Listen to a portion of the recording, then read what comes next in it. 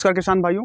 आज हम आए हुए हैं मधवापुर परसीपुरवा और यहाँ पे पपीते की खेती हो रही है। किसान भाई कर रहे हैं और हम आज पपीते की खेती के बारे में फुल डिटेल आपको बताएंगे कि इसकी नर्सरी कैसे तैयार करें, साथ साथ में कौन सा वैरायटी का चुनाव करें और किस प्रकार से खेती करें जिससे उसमें आर्द्रगलन शेष कीटनाशक दवाओं का प्रयोग, साथ साथ में इसका उत्पादन कैसे बढ़ाएं और किसान इसकी लागत को कम कैसे करें और अपना आय दोगुना करें।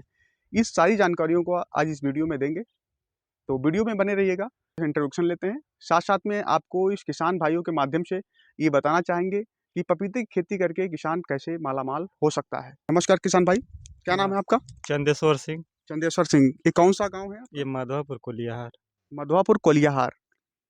तो ये मधवापुर कोलियाहार है जिसमें पपीते की खेती जोर तौर से हो रही है। लगभग में मान लीजिए 1 बीघा की खेती है लगभग। हाँ, 1 बीघा की खेती है। 1 बीघा खेती आप भी करते हैं?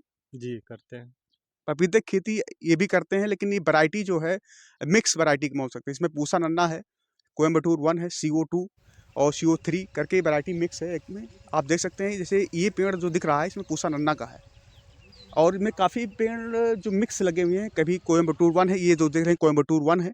ये जो उसका आकार एकदम गोलाकार होता है और जो पूसा नन्ना होता है, पूसा नन्ना एकदम लंबा और सुडौल लंबा लंबवत होता है। ये आप देख सकते हैं, ये पूसा नन्ना की वैरायटी है, वो कोयम्बटूर 2 की थी।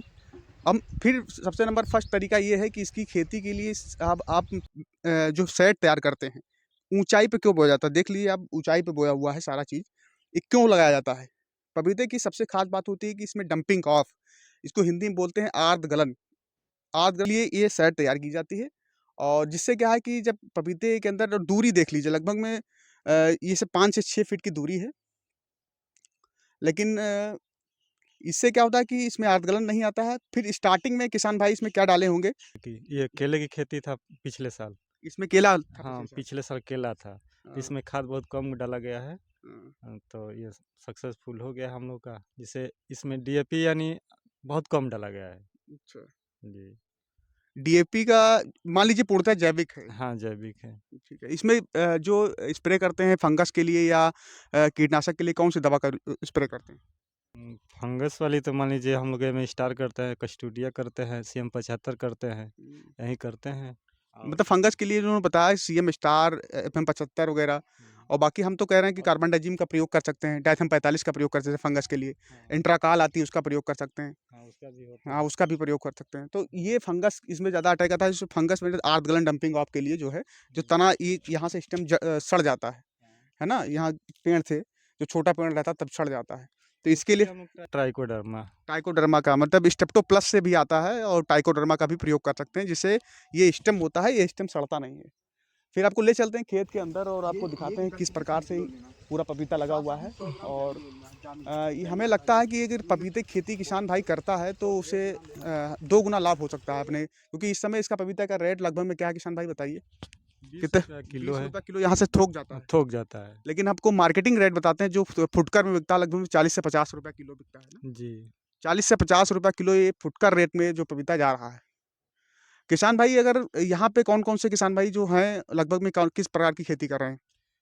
यहाँ पे केला की खेती होती है, गेहूँ की होती है, गोभी की होती है, यानी हर एक चीज़ की यहाँ खेती होती अब है। यहाँ पे सेम लगी हुई है तो सेम की भी खेती होती हाँ, है। सेम की भी खेती होती है। अच्छा, तो से दोनों का यहाँ पे जो इस एरिया में जिस एरिया में आए हैं परसीपुरवा और मधवापुर परसीपुरवा, यहाँ पे माधवापुर कोलिया। मधवापुर परसीपुरवा या मध्यापुर कोलियाहार, यहाँ पे आए हैं तो यहाँ पे विभिन्न प्रकार की डिफरेंट डिफरेंट खेती होती हैं। यहाँ पे पपीता से लेकर के केला से लेकर के सेम से लेकर के गेहूं तो होता है, कॉमन चीज़ है ये उत्तर भारत में। और गोभी हर एक चीज़ हाँ, होता है। गोभी होता है, सारा चीज़ यहाँ पे किसान करते हैं। और लेकिन आज हमारा एक पर्पज़ एक पपीते की खेती पे था, तो पपीते की बारे में आपको बताया हूँ। साथ-साथ में पपीते का जो उत्पादन है, जो हमारी इस क्षेत्र में कर रहे हैं, वो लगभग में आपको देख रहे होंगे वीडियो में कि कहाँ कितना अच्छा उत्पादन किया जा सकता है, क्योंकि इसकी तुड़ाई जो है रेगुलर बेस पे चलती रहती है। रेगुलर बेस में मतलब प्रतिदिन इसकी जो जब फल पकता है तो इसकी तुड़ाई चलती हाँ, रहती है। हाँ। जैसे क्या है कि कितने दिन का पेड़ हो गया ये बता दीजिए किसान भाई? 1 साल का हो गया। 1 साल का पेड़ हो गया लगभग में। हाँ, 1 साल का हो गया। और लगभग में कितनी तुड़ाई हो चुकी होगी इसमें? एक पौधा से लगभग 40 किलो 40 टूट किलो गया। तुड़ाई हो चुकी है। जी। एक पौधे से लगभग में 40 किलो तुड़ाई हो चुकी है, तब भी ये अभी 20-20 किलो तो लगा होगा लगभग में। 20 किलो से ऊपर इसमें लगा हुआ है। 40 किलो तुड़ाई हो चुकी है, 20 किलो लगा हुआ है, मतलब एवरेज रेट में आप बोल सकते हो 60 किलो तैयार हो चुकी है। हर पेड़ में 50 से 60 किलो पपीता तैयार हो चुका है। और इसमें अगर 20 रुपये किलो का रेट पा गए तो कितना हो गया, कैलकुलेशन आप खुद कर सकते हैं। तो किसान भाइयों, हम ये आपको आशा करते हैं कि आप जो है पपीते की खेती करेंगे और साथ-साथ में अपनी आय को दोगुना करेंगे। साथ में एक और फ़ॉर्मूला बता देते हैं पपीते के बारे में, केले के बारे में। हर एक फ़ॉर्मूला रामबाण है।